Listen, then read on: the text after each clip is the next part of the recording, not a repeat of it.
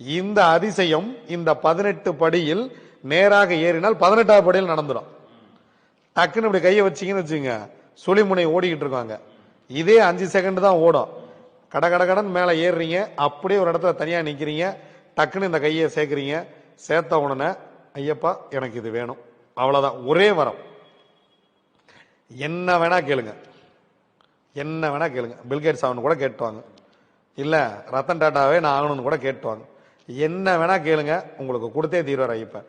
ஏன்னா இந்த சுழிமுனை ஓடும் பொழுது நீங்க யாரை நினைத்து மேல ஏறுறீங்க? ஐயப்பனை நினைச்சு 18 படி மேல ஏறுறீங்க.